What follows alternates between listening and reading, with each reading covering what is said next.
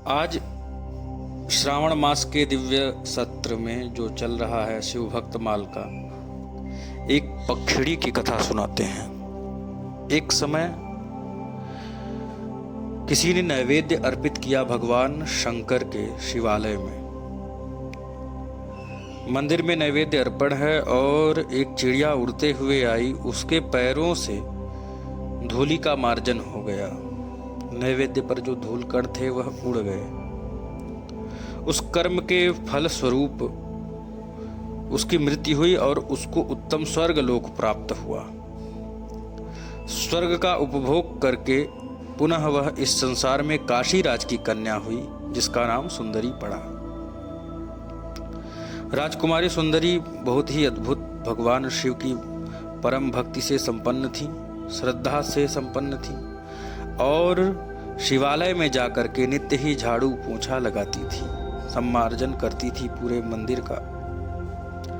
इसी प्रकार शिव मंदिर में मार्जन करते करते एक दिन महात्मा उद्दालक ने उन्हें देखा और कहा कि हे पवित्रे, शुभे, तुम राजकुमारी हो,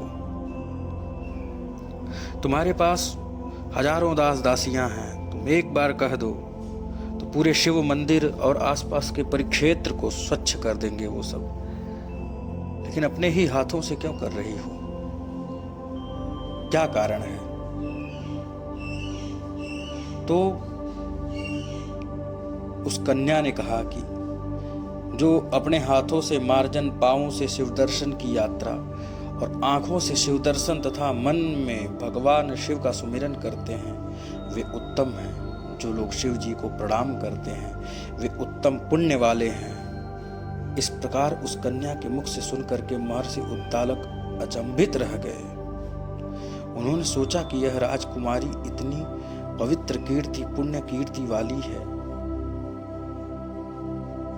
किस पुण्य से यह राजकुमारी हुई है? कारण क्या है? उसी समय ऋषि ने ज्ञान नेत्र से सब कुछ जान लिया। इसके पूर्व जन्म में पक्षिणी की कथा और भगवान शिव जी के प्रभाव को देख करके उद्दालक के मुनि में अत्यंत उत्साह और हर्ष हुआ और इस वृत्तांत को सुनकर के भगवान शिव के प्रति अटूट श्रद्धा हुई। गलती से भी यदि, अबोध में भी यदि प्रभु की सेवा हो जाए तो उसका परिणाम बड़ा ही सुंदर, बड़ा ही आनंदित करने वाला होता है। और यहाँ तो जानबूझ करके यदि रुद्राभिषेक करते हैं या आनंद पूर्वक भगवान शिव की आराधना करते हैं, मंदिर जाकर के जल चढ़ाते हैं, कांवड़ की यात्रा करते हैं, तो प्रभु क्यों नहीं कृपा करेंगे? सुंदर्युवाच शिव सेवां प्रकुर्वाणा शिव भक्ति पुरस्कृताः ये नराश्चैव नार्यश्च शिवलोकं व्रजन्ति वै। जो भी भगवान शिव की भक्ति पूर्वक सेवा करता है वह नर या नारी शिवलोक को प्राप्त होता है। दर्शनं चैव चक्षुर्भ्यां स्मरणं मनसात्था शिरः प्रमाण संयुक्तम येषां ते पुण्यभागिनः।